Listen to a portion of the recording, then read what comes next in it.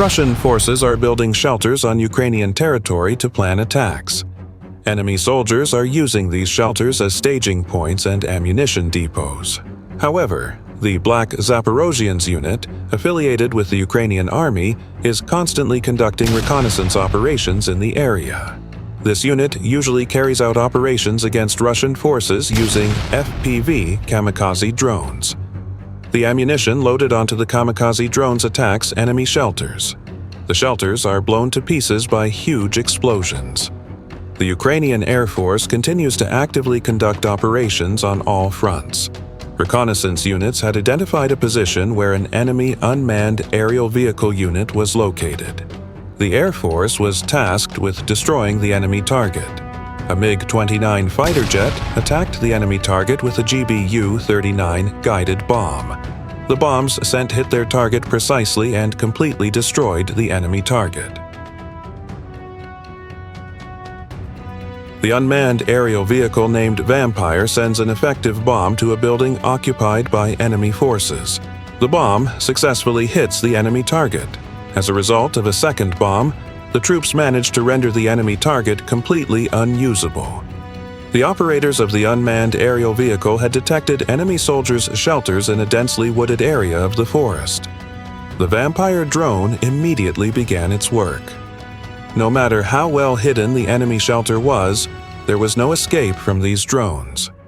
The bombs dropped from the unmanned aerial vehicle found their targets with pinpoint accuracy.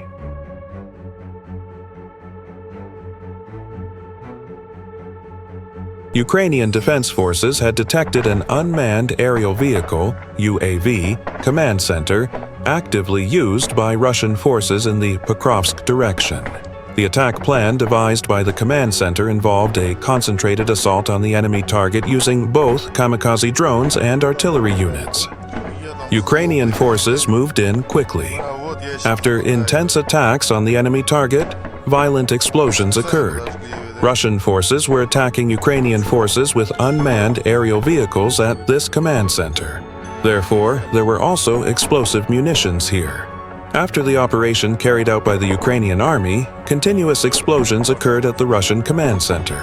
This was because the ammunition used by enemy forces for the attack had also started to explode. After the operation, explosions continued for a long time at the command center. In the end, the command center was reduced to ashes.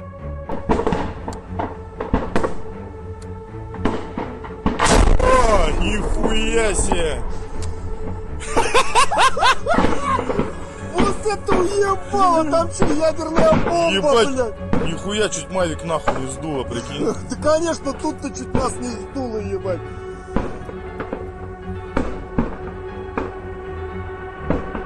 Вы эти ящики уебали, которые стояли вот здесь. Пиздец, конечно. Нихуя. Нормально хлопнуло, да, Иван? The Flying Skull unit, operating in the Pokrovsk direction, detected a Russian motorcyclist on the move. The FPV kamikaze drone quickly headed towards the enemy. The drone operator targeted the moving enemy vehicle and carried out a fierce attack. The kamikaze drone hit the enemy motorcyclist with a direct hit, neutralizing him. Ukraine's intelligence unit GUER carried out a major attack on the enemy forces' railway line. After the attack, the railway line was rendered unusable. Russian forces repaired the railway line in a short time. However, Ukrainian forces, thanks to their reconnaissance units, detected that the railway line was active again. The units carried out an effective attack on a logistics locomotive belonging to the enemy army. As a result of this explosion, numerous enemy freight cars sustained significant damage. This is an example of Ukraine's planned and phased sabotage actions targeting logistics lines. The goal is to disrupt the occupiers' supply lines and collapse the rear supply system. Domestically produced UJ-26 type Bober kamikaze drones, used by special forces affiliated with the Ukrainian Defense Intelligence Directorate GUER, neutralized critical Russian military targets in the temporarily occupied Crimean territories. Shared exclusive footage shows the moments when Ukrainian-made Bober attack drones destroyed personnel operating the Russian Panzer S-1 air defense system with precision strikes. As part of the same operation, a Neobai SV radar, a coastal Pechora 3 radar, a long-range Protivnik GE radar, and a Su-30 fighter jet at the Saki Air Base were also targeted and successfully destroyed. Ukraine's precision-guided kamikaze drones are dismantling Russia's defense lines, worth billions of rubles one by one. The Bober drones, like barbarians, gnaw away at the systems, rendering them unusable. The 128th Mountain Assault Brigade of the Ukrainian Armed Forces detected a Russian Tu-S4 Tyolpan self-propelled 240mm heavy mortar while conducting operations in the direction of Zaporizhzhia. The units attacked the enemy system with FPV kamikaze drones. As a result of this operation, the enemy system was completely destroyed. The Tu-S4 Tyolpan is one of the Russian Army's largest caliber mortar systems and is known for its high destructive power. The destruction of this system was a significant achievement for Ukraine, not only tactically, but also in terms of moral superiority. During the same operation, the troops also managed to completely destroy an armored personnel carrier, BTR, a hidden ATV-type vehicle, a passenger car, and a Buhanka-type military minibus. Ukrainian troops continue their effective operations on the front lines, taking out enemy heavy weapons one by one.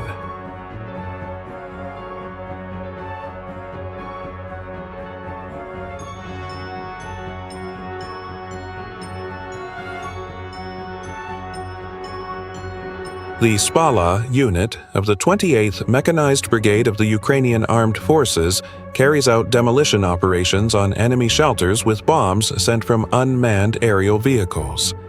The bombs sent to enemy targets destroyed the enemy's shelters.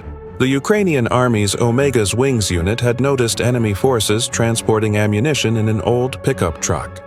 The unit quickly mobilized and targeted the truck with FPV kamikaze drones. The kamikaze drone launched a fierce attack on the ammunition-laden vehicle. Following a massive explosion, the vehicle and ammunition were completely destroyed. The operations carried out by the Ukrainian Army's Regional Defense Brigade were as effective as terror from the sky. The units constantly monitor enemy forces. Even while on patrol in the area, effective attacks were carried out against enemy forces with FPV kamikaze drones. The unit first launched attacks on shelters. Then, a moving vehicle was targeted. Within a short time, these targets were destroyed by deadly weapons descending from the sky.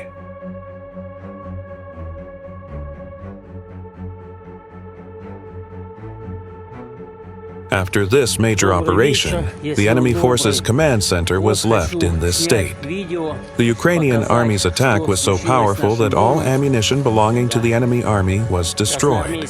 There was virtually no trace left of the command center. Although enemy forces used the basement of this command center as a shelter, they could not escape this powerful attack. This was because the kamikaze drones were able to penetrate the shelters. Once the ammunition started exploding, a series of unstoppable explosions and fires began. In the end, this was the fate of the enemy forces.